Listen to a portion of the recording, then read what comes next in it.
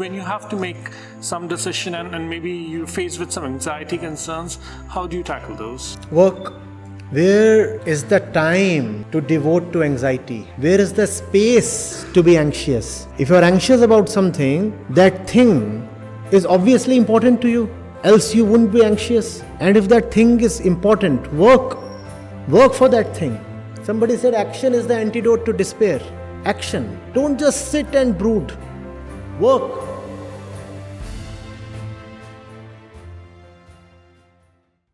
So I have this one question for you. How do you deal with anxiety concerns in your life? So when you have to make some decision and maybe you're faced with some anxiety concerns, how do you tackle those? Work. Where is the time to devote to anxiety? Where is the space to be anxious? If you're anxious about something, that thing is obviously important to you, else you wouldn't be anxious. And if that thing is important, work for that thing. The thing is not only important, but also stands incomplete. That's the reason you are anxious. Correct? If it stands incomplete, work, bring it to completion. Somebody said action is the antidote to despair.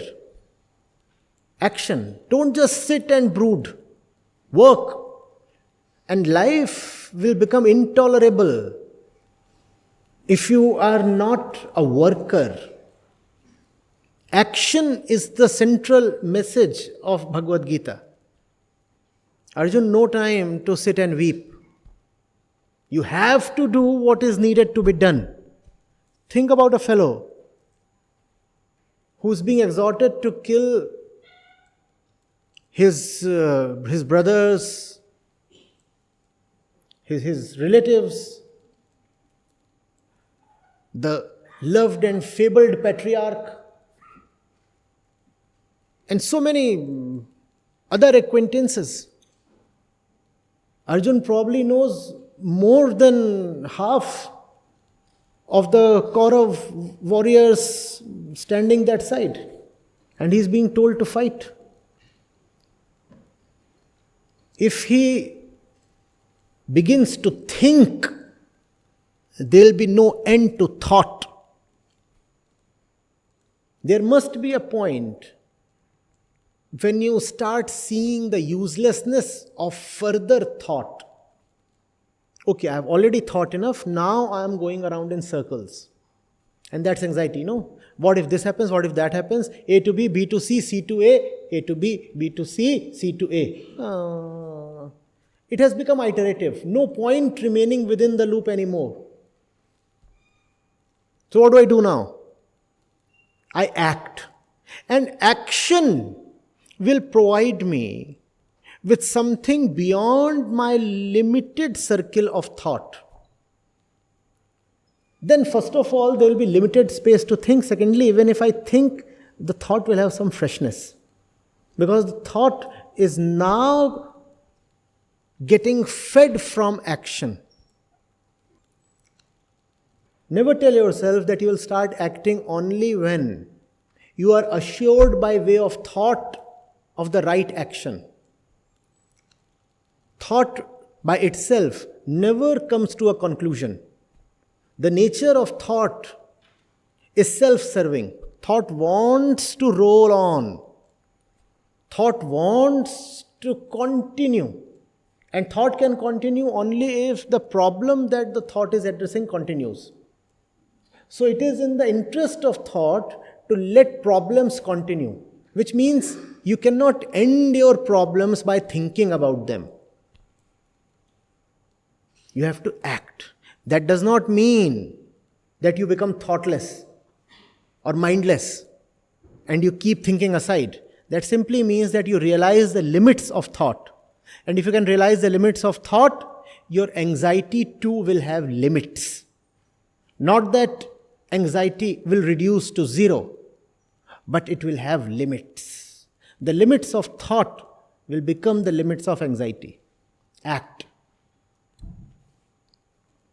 So, if we have interest in more than one field, and like how should we choose one among them? And like, let's say if we think about, okay, like I'll do this, but then maybe after some time the mind diverts and feels like, okay, another thing I want to work on. Then like it keeps on like maybe hopping between them. So how to choose one between them, as well as like should our choices be based on like which field we can have more career opportunities, or should it be based on what interests us more?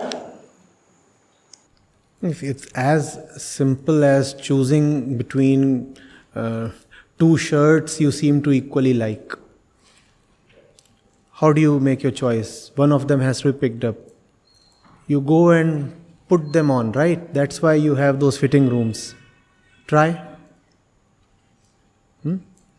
Wear each of them in turns and see which one fits you more. Thought cannot take you beyond a point in the process of decision making.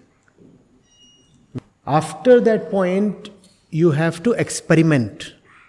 If you just keep thinking whether you should go for electrical or mechanical, this or that, and there are any number of choices that involve equally lucrative options, then you'll just keep thinking. Thought can operate only within the boundaries of what you already know. The data that you already have becomes the foundation of thought. So you need to go out and obtain more data for yourself. Just sitting and brooding will make you run in circles. It will not bring you to a conclusion out of the circle. If two things are there, and that would be the predicament many here are facing. How to make choices? Experiment. Go close to your choices. Touch them, feel them, live them for a while. Don't commit yourself to anything too quickly. Remain in the experimentation phase for as long as possible.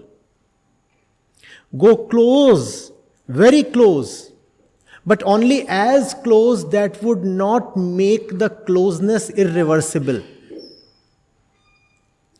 Go close to something just as a spring is pulled towards something. The spring, if you pull it, would go in the direction of the pull, but would always retain the option to revert. Right? It would ensure that reversibility remains. That's the way you should try out your options in life. This is your center. This is your center. From this center, you proceed towards all the choices that appeal to you. But make sure that the return journey is not blocked. That when you cross the bridge is not burnt. It's obviously an uncomfortable feeling to be oscillating between options. But what's far worse is committing yourself to an unworthy option. Any kind of commitment is dangerous, and irreversible commitments are life-threatening. Are you getting it?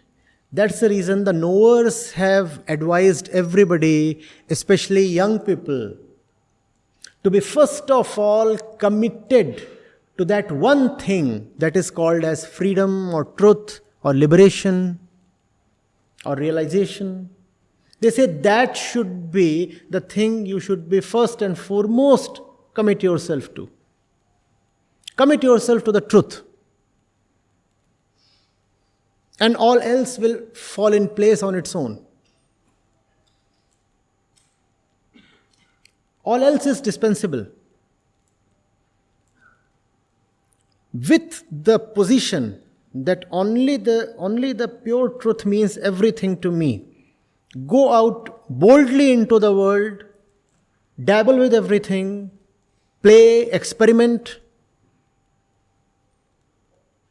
live with it for a while, and you will find that you are not getting encaged. Be very, very careful with your choices. In the moment of making your choices, remember to be free. Remember to have fun. You are not obliged to quickly settle down. You are free to keep experimenting for a long while. There is no cut-off date.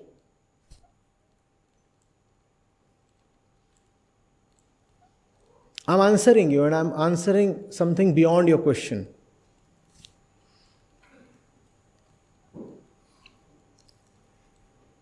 Are you connecting with the answer? Don't be in a hurry. Don't be in a hurry. You saw a friend asked about the choice of department at the time of counseling. And now he knows he cannot change his branch, even if he wants to. And there are umpteen things in life that will become permanent fixtures, that will stick so badly to you, you will just keep regretting. Your freedom is foremost. Freedom is foremost, full stop. And Vedanta exists to take us to the right meaning of freedom. You getting it?